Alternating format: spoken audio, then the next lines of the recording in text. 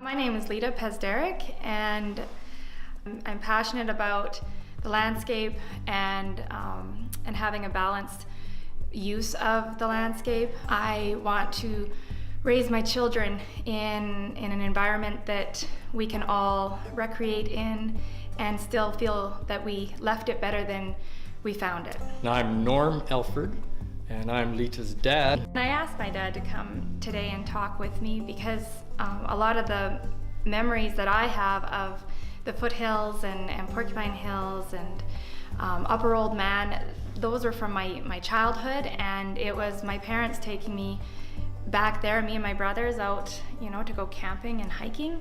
One of my favorite memories of the Porcupine Hills was actually on what is the whaleback area now. It's the first time I can remember showing Lita how to fish, catch and release. There were foam water just right next to the logs, and so I'd tell her to throw her line into the foam and just let it drift under. Mm-hmm.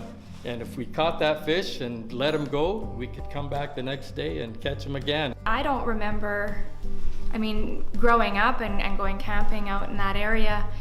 It wasn't until I think more of my adult life that I started noticing changes as we would go back out into that country, and the equipment has changed, and that's what I've seen from as a kid right up to about 2007 about is when I started noticing a real change.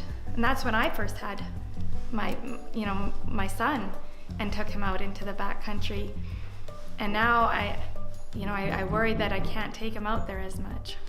Part of it was the peace and quiet and the just the nature part of it, whereas now it's quite a bit more motorized, and I like motorized vehicles just like the next guy, but it's taking away from the peace and solitude.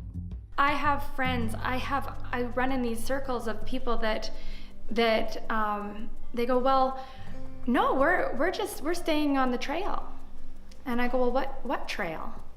Was it, do you know if that trail was made yesterday? You think that that's just the only trail, but the amount of linear disturbance on that landscape has just increased.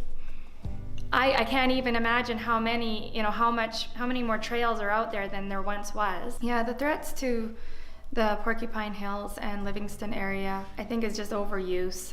We've reached our capacity, our carrying capacity. We may have even gone over that, I think.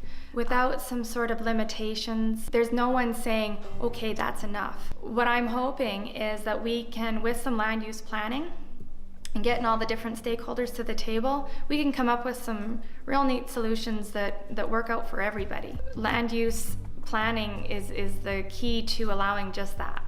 I do want to see that habitat protected and conserved, but I also want to protect the heritage that's out there, the ranching communities, and the memories that we've had growing up. I don't want that to be lost. We want our kids and grandkids to have the same kind of experiences that we had, and so we have to make sure that it is available to them in the future.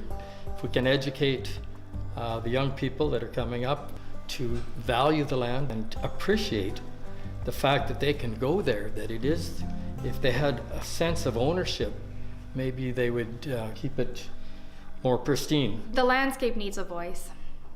And at this present moment, there's nothing saying how much recreation or activity is too much in that area.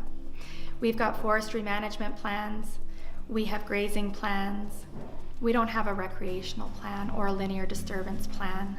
And I think that's critical. Is it going to make everyone happy? No, definitely not. But what I think it's going to do is it's going to provide a future for that area that will, it'll protect it. And hopefully someday the few people that are going to be really upset by some of these restrictions perhaps will eventually see why it was necessary.